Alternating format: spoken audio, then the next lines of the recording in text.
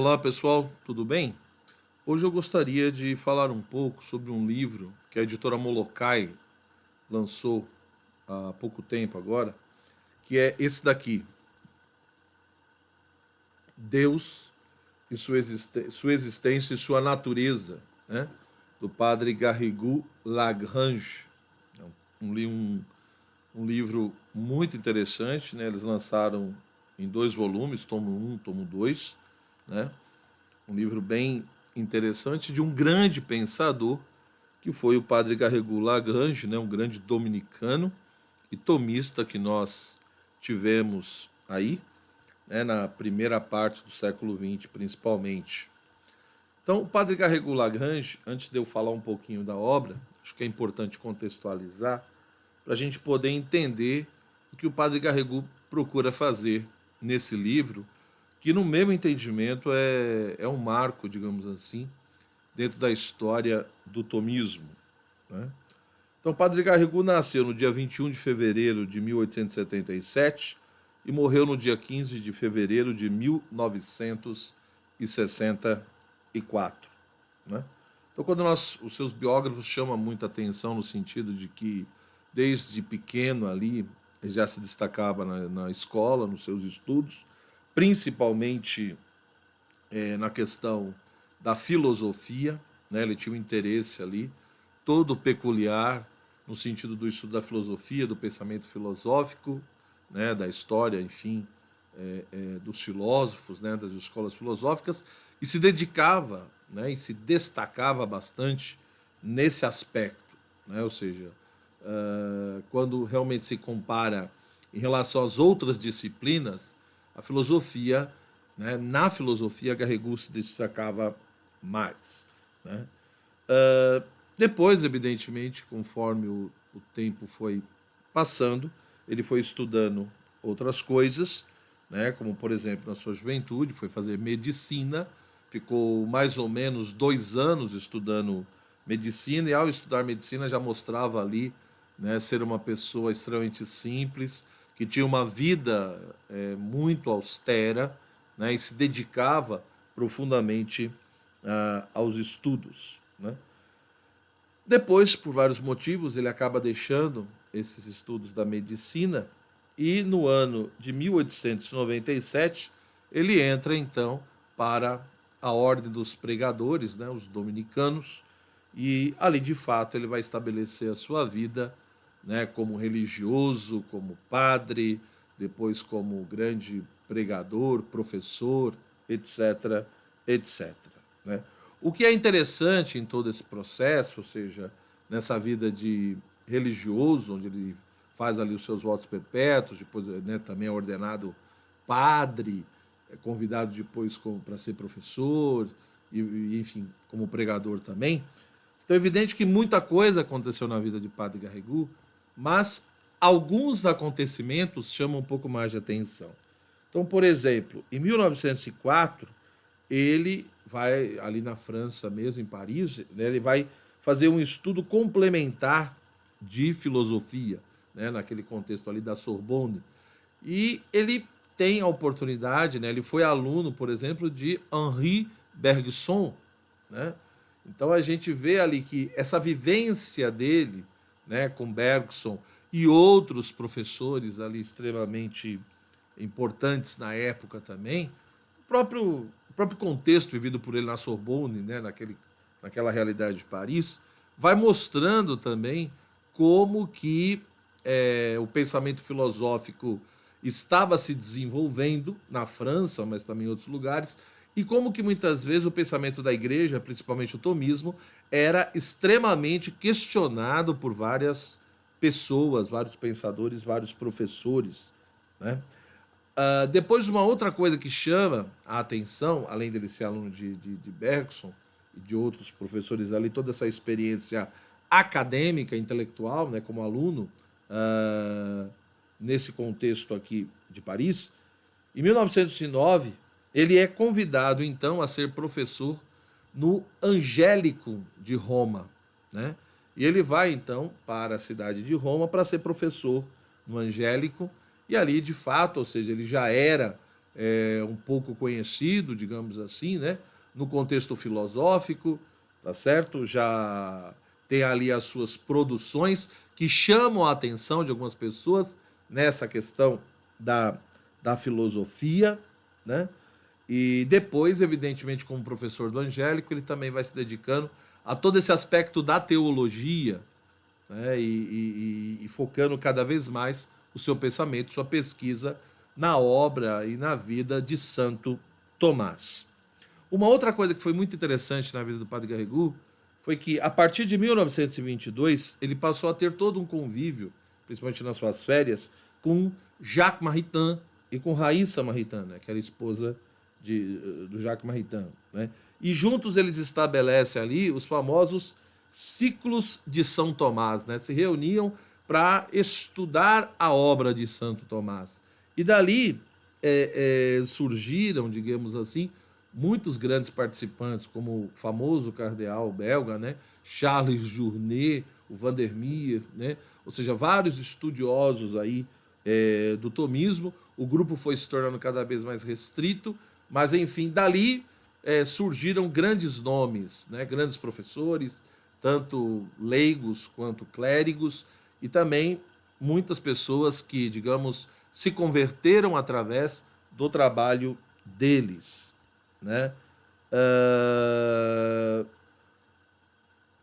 ele, depois disso, né, em 1923, tem uma coisa interessante também, que é a publicação da obra dele ali no âmbito mais da mística, da ascese, chamada Perfeição Cristã e Contemplação, segundo São Tomás de Aquino e São João da Cruz. Né? Olha, essa obra foi extremamente elogiada, né? E colocou o Garrigou Lagrange como um dos grandes mestres ali da vida espiritual. E aí, a partir disso, realmente ele era muito chamado, né? Bastante para fazer pregações, né? De exercícios espirituais, acompanhar um monte de retiros. Muitas pessoas o procuravam também para que ele fosse o diretor espiritual delas, né? E é óbvio que essa vida, né, de diretor espiritual, de pregar em retiros, de ser pregador de exercícios espirituais, isso foi absorvendo todo um tempo da sua vida. E durante anos e anos ele vivenciou isso, né, junto com toda a sua questão, né, da sua vida religiosa e também a sua vida como catedrático, como professor no Angélico, principalmente. Né? E a grande questão, ou seja, até 1959, por aí, ele vivencia isso intensamente. Né? Era um nome muito conhecido ali nesse primeiro contexto do século XX, essa primeira parte. Só que a partir de 1960, a saúde dele começa a ficar extremamente fragilizada. Ele começa a ter vários problemas, né? Doenças, enfim, debilidades. Ele mesmo veio na sua situação, já dizia, né, que o fim da sua vida não seria muito fácil, né? Ele passaria por muitas limitações, por muitas dificuldades, e realmente isso aconteceu. Né? Isso aconteceu, ou seja, ele perdeu, por exemplo, a sua lucidez, né? Ele que tinha uma mente tão brilhante, que era reconhecido, que era consultado por tantas pessoas na igreja, ele de fato vai perdendo essa lucidez, mas muitos testemunham que muitos que conviveram com ele, testemunham que ele viveu isso com muita resignação, né? Porque ele acreditava profundamente nisso, né? Ele dizia: estou contente de ser assim, já que Deus assim o quer, que assim seja, né? Porque nesse mundo, nessa vida, somente uma coisa necessária é amar a Deus. E, portanto, mesmo doente, com toda debilidade, ele dizia: bom, mesmo com todo sofrimento, com toda dificuldade, eu ainda consigo amá-lo. Então, a gente vê que, de fato, o Padre Garrigou, ele não só foi um grande teólogo, um grande pensador, um grande professor, mas, de fato, ele procurava viver aquilo que ele ensinava para as pessoas, né?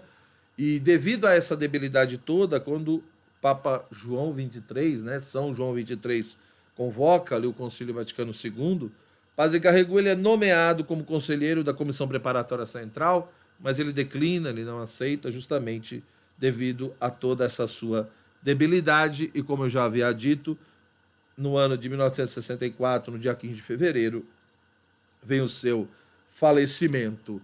E nós, de fato, encontramos ali, em Garrigou Lagrange, uma produtividade intelectual muito grande, não só no sentido de um monte de artigos que ele escreveu, mas principalmente das suas obras, né?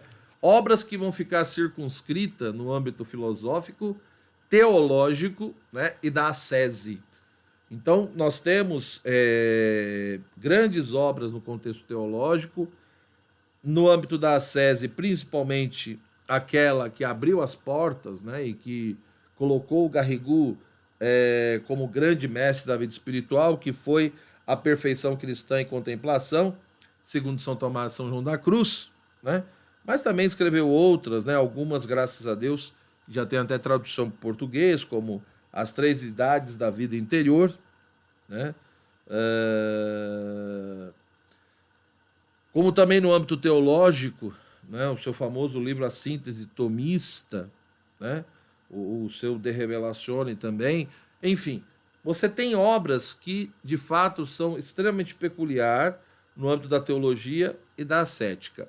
Essa obra que a editora Molokai publicou, né, ela está dentro do contexto das obras filosóficas de Garrigou. E é interessante que a primeira obra que chamou a atenção quando ele publicou, né, que ele até impactou as pessoas, uma obra bem de juventude, né, foi uma obra chamada o Sentido Comum, né, ou o Senso Comum, a Filosofia do Ser e as Fórmulas Dogmáticas. Essa obra não tem tradução em português, mas ela é original em francês, mas tem tradução em espanhol, por exemplo, né?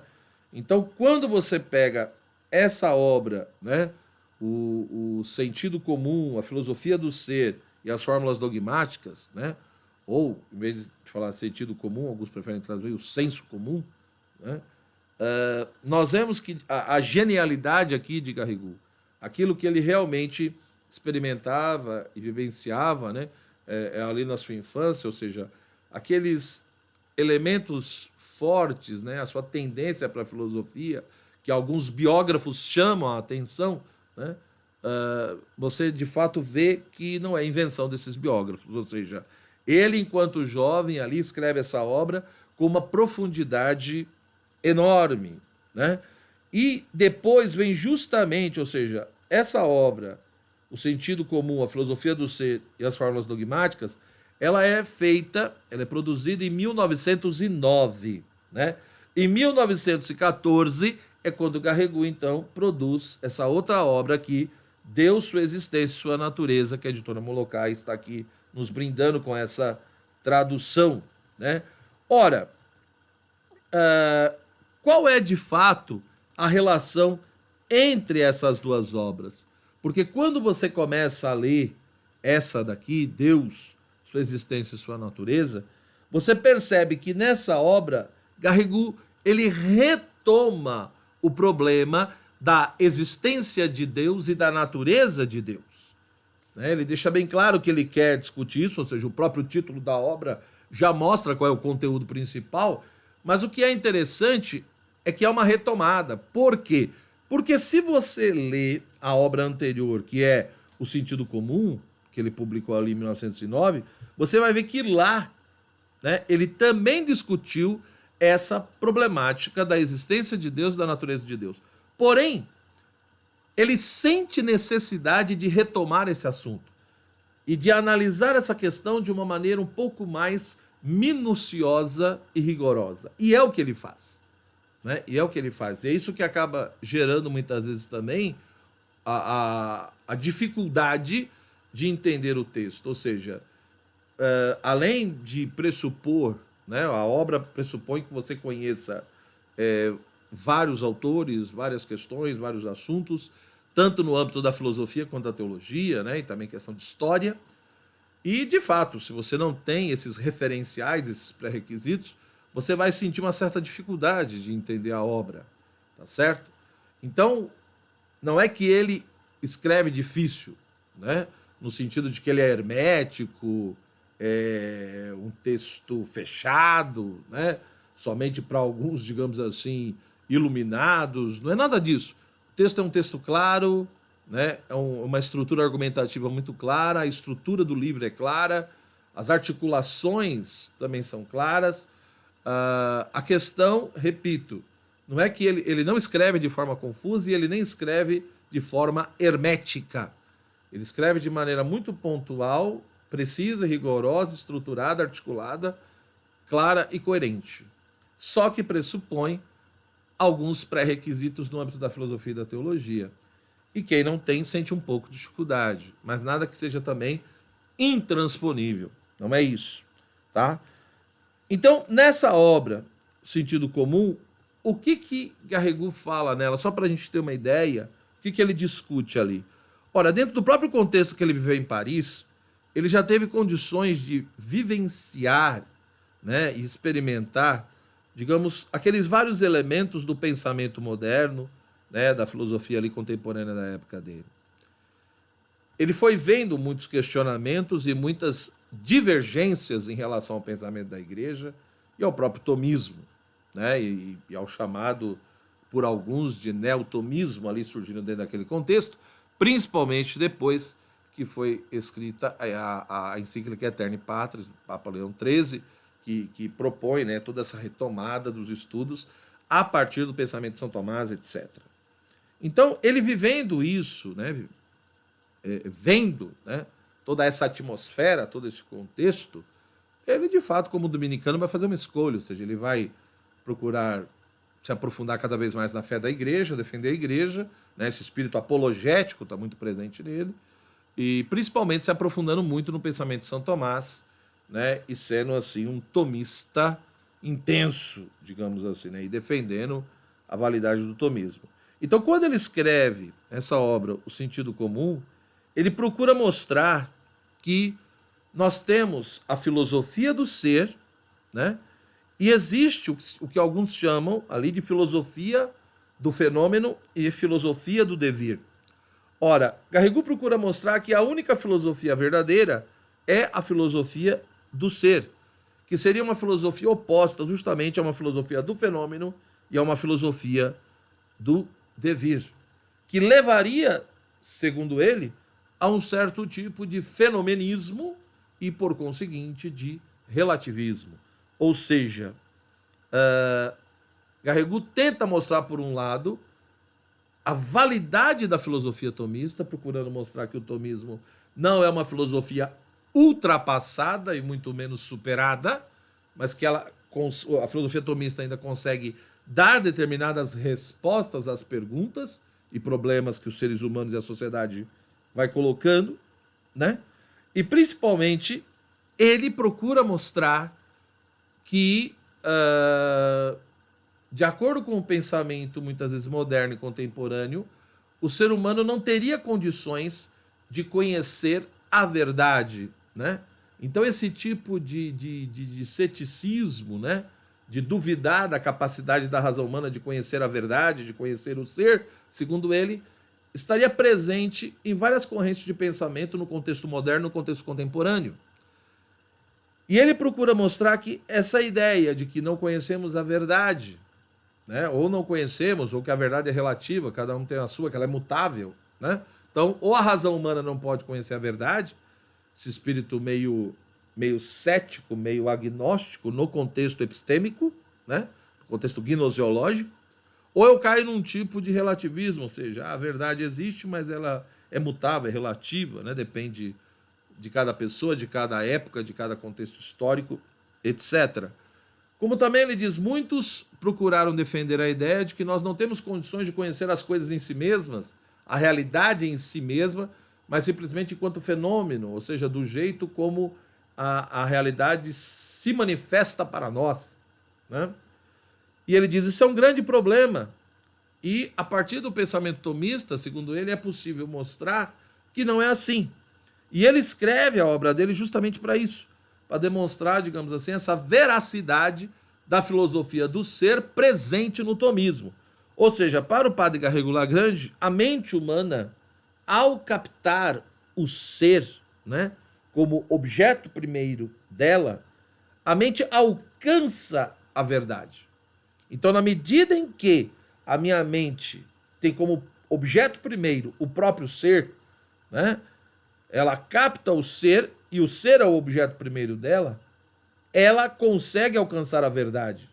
Por quê? Porque ela alcança o ser e, ao mesmo tempo que ela alcança o ser, concomitantemente, ela alcança os princípios primeiros, que seriam autoevidentes, segundo Garrigou Lagrange. Então, seguindo toda uma tradição, ele vem, de fato, e procura defender justamente isso. A mente humana é capaz de conhecer a verdade. Ela é capaz de conhecer a verdade porque o seu primeiro objeto é o próprio ser, e ao captar o ser, junto com o ser já vem os princípios primeiros, tanto do ponto de vista teórico quanto do ponto de vista prático. E esses princípios ninguém ensina a ninguém porque são evidentes por eles mesmos. Ora, segundo Garrigou, o sentido comum ou senso comum é justamente isso, ou seja, falar de sentido comum ou de senso comum para ele é falar dessa capacidade de realizar uma apreensão natural, espontânea do ser e dos primeiros princípios.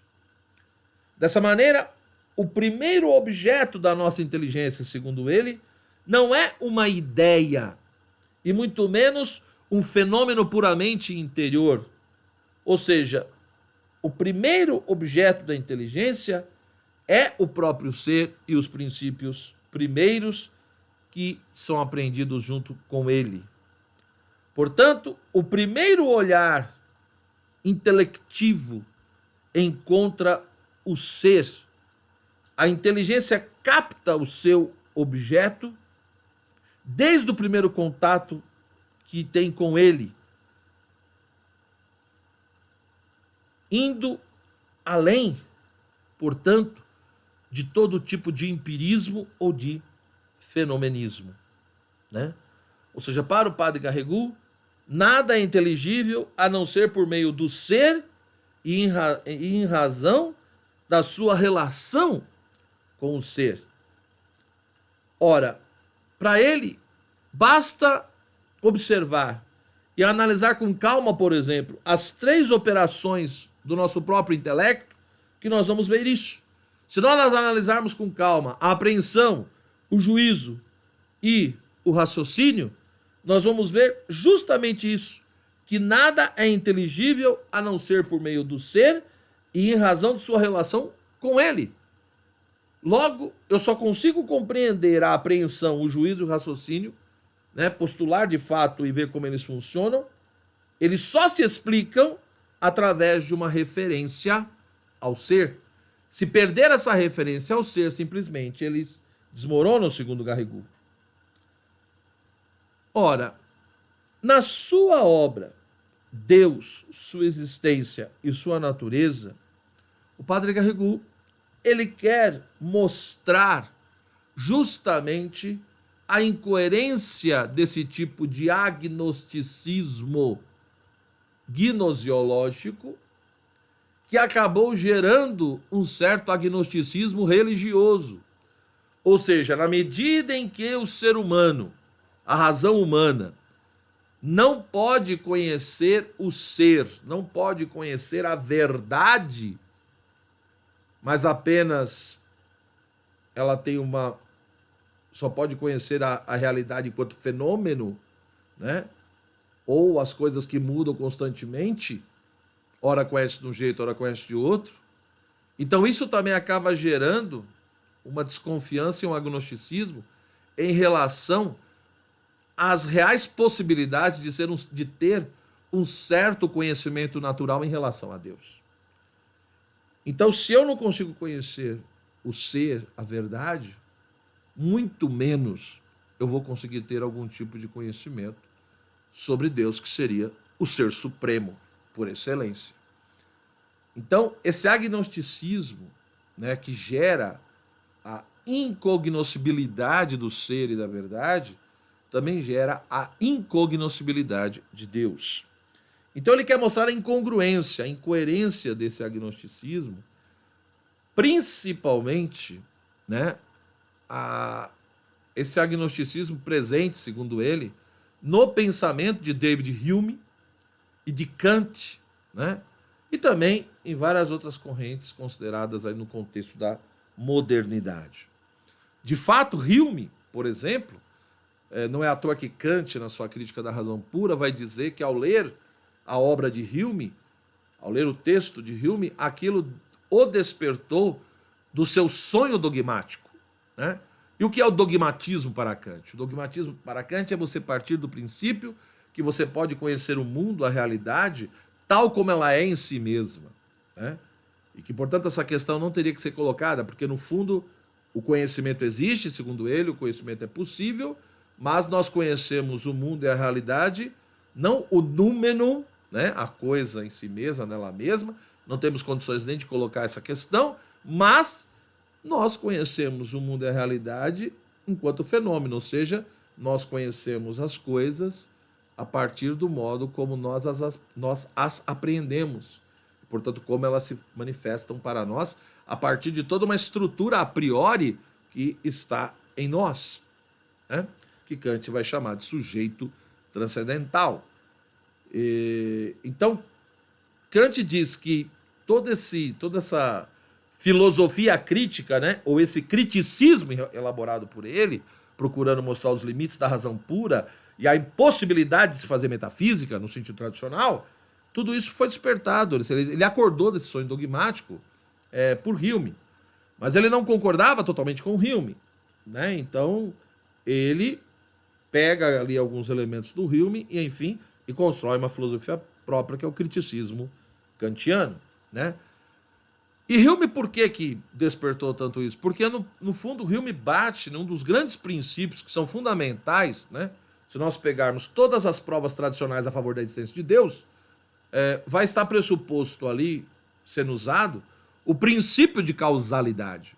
E Hume vem e procura mostrar que o princípio de causalidade ele não tem uma dimensão ontológica, ele não está inscrito na própria realidade, mas ele nada mais é do que um hábito mental, uma maneira humana que eu fui me acostumando, fui aprendendo a relacionar as coisas, né? Ou seja, eu vejo uma tal coisa e vejo outra, e aí eu me acostumei a interpretar e a entender as coisas a partir dessas relações de causa e efeito. Mas a relação de causa e efeito são relações que eu faço na minha mente, mas não que esteja inscrita na própria realidade ou que tenha uma dimensão ontológica, né? Então Hume ele faz uma crítica poderosíssima, né, com uma tendência bastante cética sobre essa coisa do conhecimento humano e, evidentemente, se ele critica ou questiona essa questão do conhecimento humano em geral, imagine então em relação a Deus. Então o padre Garrigou Lagrange, ele entende, ou seja, ele já tinha discutido essa questão da existência de Deus e de sua natureza na sua obra O Sentido Comum, mas ele entende que é preciso retomar isso e analisar com mais calma, com mais profundidade, chamando a atenção para algumas peculiaridades. E é o que ele faz nessa obra, né? Ou seja, para combater todo esse agnosticismo, o que ele faz então? Primeiramente, no seu texto, né, ele chama a atenção como que a Igreja Católica, ali no Concílio Vaticano I, né, que já tinha ocorrido, né, já há algum tempo ali, mais para o final do século, no contexto do final do século XIX, né, ele mostra como que a Igreja, em alguns dos seus documentos no Concílio Vaticano I, procurou em vários momentos, principalmente documentos sobre a revelação, a Igreja procurou defender a razão humana, né? Ou seja, a ideia de que a luz natural da razão, né, apesar do pecado original, apesar de todas as consequências negativas do pecado original, a razão humana, apesar de toda a sua ferida e todas as suas limitações, ela é capaz de ter um certo conhecimento natural sobre Deus. E aí ele procura mostrar, ele chama a atenção ali para vários textos e documentos, procurando mostrar como que a Igreja no concílio condenou vários erros como o positivismo, o fideísmo, né? O próprio criticismo do Kant. Então ele vai citando ali, né, vários autores nesse contexto moderno.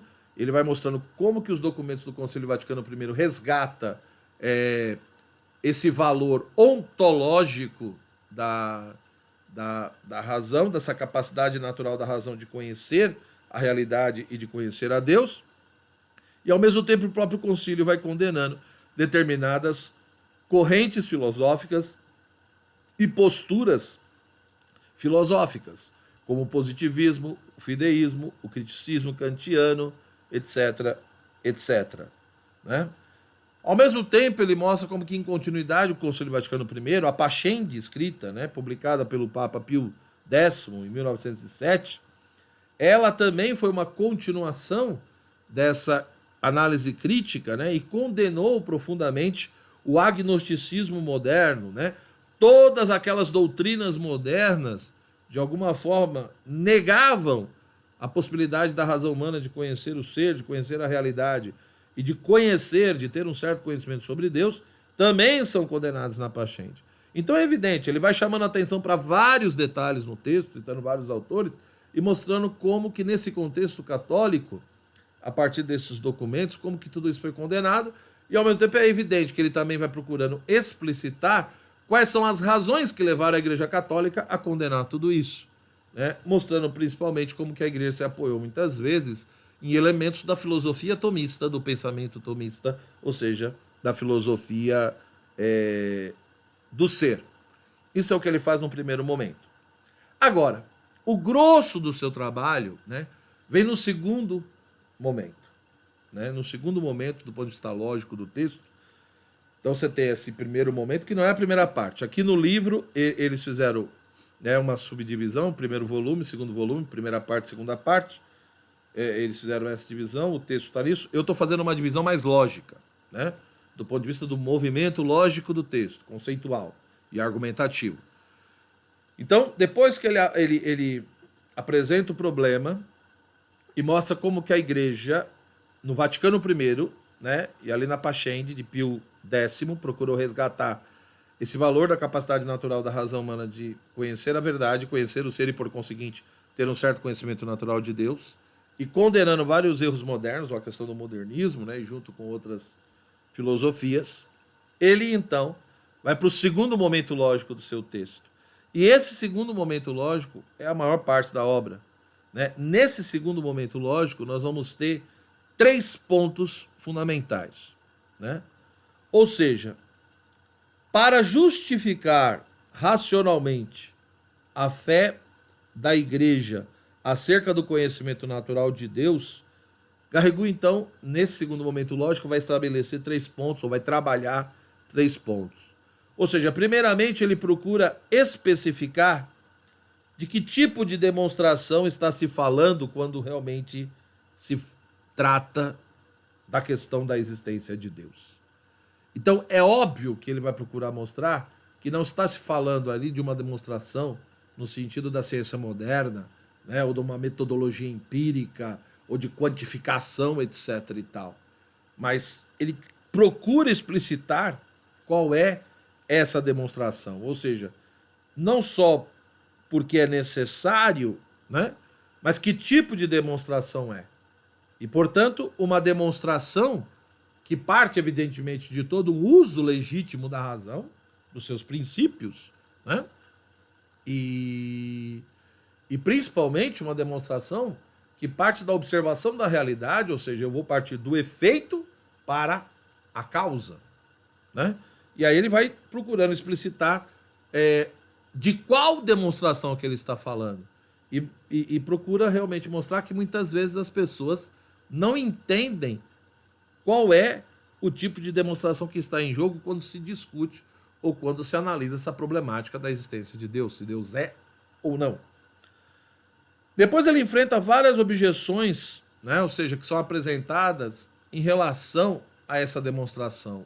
Ou seja, ele mostra como que o agnosticismo empírico e o agnosticismo idealista apresentam um monte de demonstrações procurando evidenciar, digamos assim, ou justificar a impossibilidade de qualquer tipo de demonstração em relação à existência de Deus, né? E depois que ele analisa essas objeções, ele vai analisar várias, cada uma, são várias, né?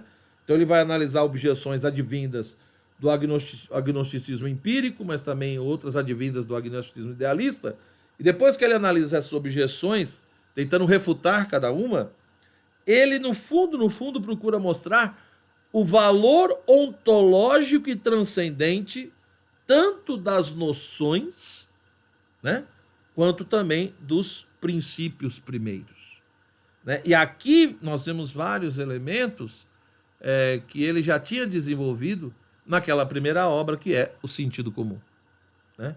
Ele procura resgatar justamente o quê?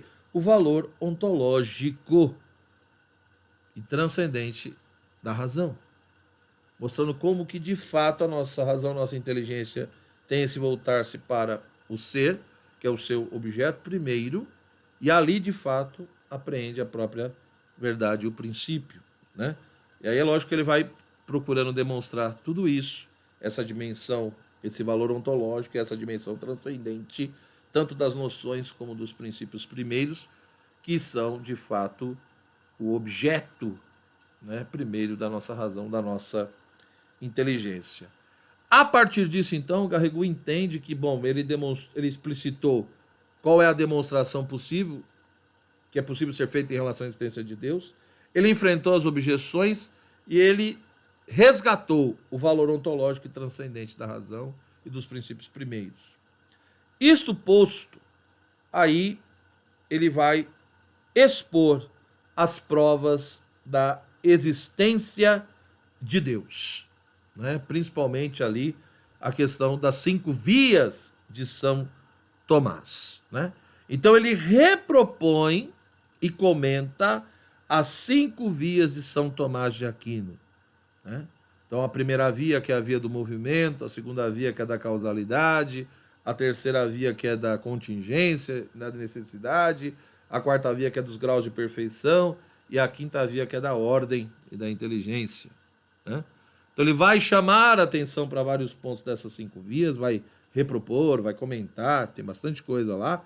Só que o que chama a atenção, o que é peculiar da estrutura argumentativa montada por ele, do seu comentário, é que ele considera, ou seja, o Garrigou Lagrange entende que todas essas vias expostas pelo Tomás, elas são redutíveis a uma única via, que no fundo, estaria apoiada e fundada no princípio da causalidade, né? Ora, qual é o argumento, então, que ele propõe? Lógico, ali ele vai chamar atenção para várias coisas, eu vou apenas aqui sintetizar e chamar atenção para a ideia central, né? Então, o argumento do Garrigou parte de um princípio, né? Ele pega o seguinte princípio: o mais não provém do menos. O mais não provém do menos. E a partir desse princípio, ele faz o seguinte raciocínio. Ora, esse princípio, o mais não provém do menos, ele condensa, né, com efeito, em uma única fórmula, os princípios sobre os quais se apoiam as 5 provas, que são consideradas 5 provas modelos ou arquetípicas por ele, né? Então, quando eu pego esse princípio, é como se estivesse ali implícito, condensado nele, todos os outros princípios pressupostos nas 5 vias. Por quê? Para Garrigou, nós precisamos fazer a seguinte pergunta e reflexão e entender que, se de fato o devir só pode provir do ser determinado, o ser causado, o contingente do necessário, o imperfeito, composto e múltiplo, só pode vir do perfeito, do simples e do uno, e a ordem só pode provir de uma inteligência, então, ele diz, se é assim, então é necessário que haja, né, primeiro, um ser que seja, por sua vez, vida, inteligência e verdades supremas, justiça perfeita, bem soberano, etc, etc, etc. Né? Por quê? Porque o princípio, né, que foi estabelecido, e não só estabelecido, mas o princípio que foi captado e compreendido pelo meu intelecto, diz justamente que o mais não pode produzir, não pode ser produzido pelo menos. Se o mais não pode ser produzido pelo menos, então essa conclusão se impõe. Ou seja, se o devir só pode provir do ser determinado, se o ser causado só pode ser gerado pelo não causado, se o contingente só pode vir do necessário, né? E se o imperfeito vem do perfeito, o múltiplo vem do uno, e se a ordem só pode vir de uma inteligência, então é preciso que haja um ser, primeiramente, que seja perfeito, que seja vida, que seja inteligência e verdade suprema, que seja justiça perfeita, que seja bem absoluto, etc. Senão, eu não consigo explicar a existência dessas coisas imperfeitas. Então, se o mais não pode produzir o menos, e se o menos existe, então eu tenho que admitir que antes existe o mais perfeito. Logo, para Garrigou, esse princípio nos leva a essa conclusão, e ele nada mais é do que uma certa fórmula ou expressão do princípio de causalidade. Após fazer todas essas considerações, Garrigou então trata do terceiro ponto. Né? Então veja que o primeiro momento lógico apresentando o que a igreja pensa ali sobre a razão e a possibilidade de conhecer a Deus e a questão das condenações de determinadas correntes filosóficas. E no segundo momento lógico, primeiro ele demonstra, né, ele procura explicitar que a demonstração em relação a Deus é demonstração em que sentido, enfrenta as objeções, resgata o valor ontológico e transcendente da própria inteligência, dos princípios primeiros, ou da própria noção de ser. Né? Depois ele faz a exposição das provas da existência de Deus e principalmente reduz uma a esse argumento aqui que eu acabei de expor. E o último ponto, ele procura explicitar a natureza de Deus ou as provas, né, dos principais atributos de Deus. Ou seja, não basta dizer que Deus é, que Deus existe, mas qual é a sua natureza, né? Para Garrigou-Lagrange, Deus de fato são vários atributos que são referidos a Deus, né? E com certeza um deles é a inefabilidade. Mas apesar dele ser inefável, segundo Garrigou, ele é cognoscível.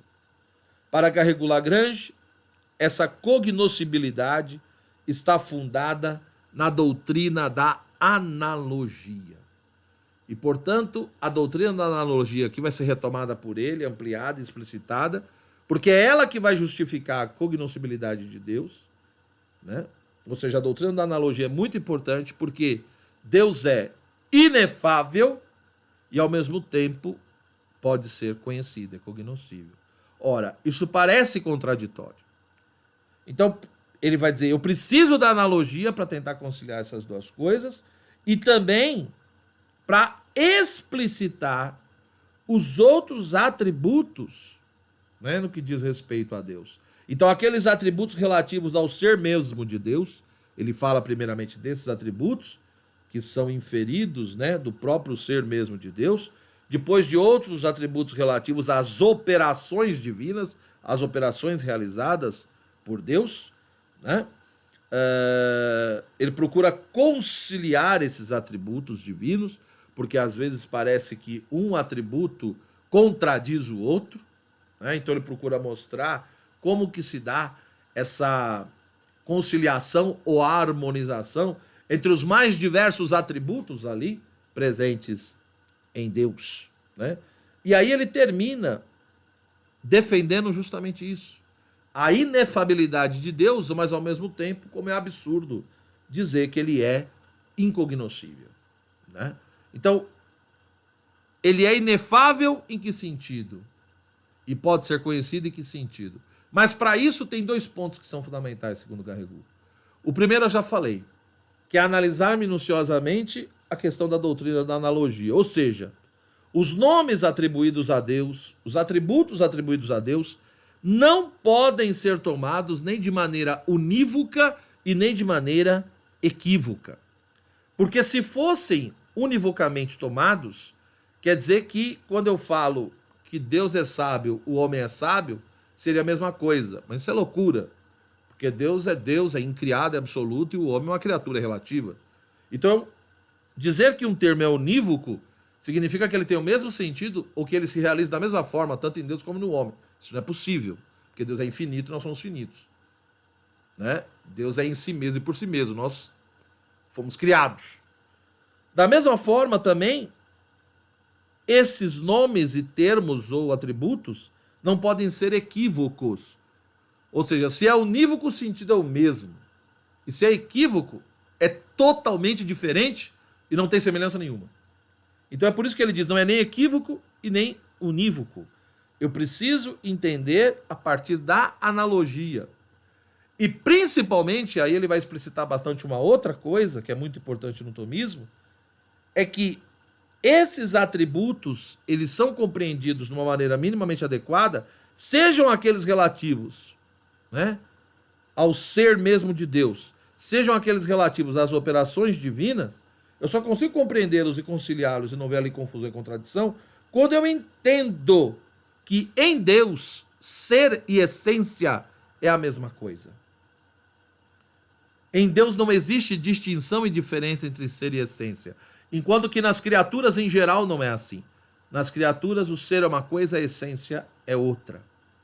Então Deus ele não tem o ser, ele não recebeu o ser, né? A essência de Deus é o seu próprio ser. Portanto, em Deus há uma identificação absoluta entre a sua essência e a sua existência. Por isso que ele é um ser subsistente, por isso que ele é um ser absoluto e necessário, porque ele não tem o ser, ele é o próprio ser. Ele é o ser subsistente em si mesmo, né? Então, Deus ele não recebeu o ser de acordo com uma determinada essência. Então, a essência é aquilo que faz com que uma coisa seja o que ela é, né?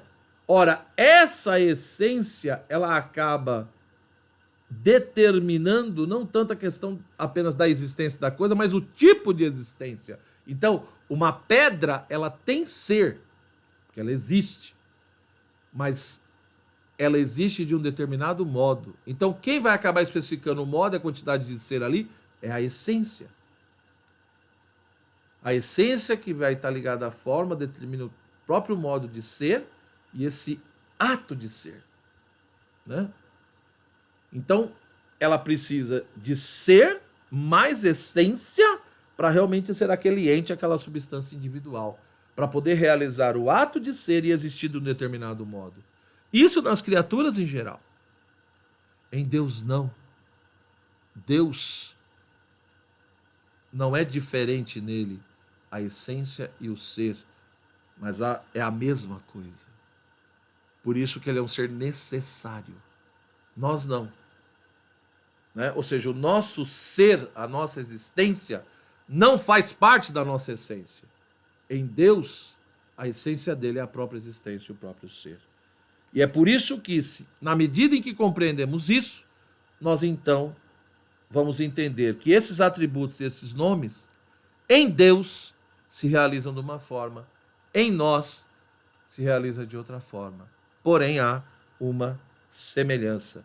Não são totalmente iguais, não são unívocos, mas também não são totalmente equívocos, são analógicos.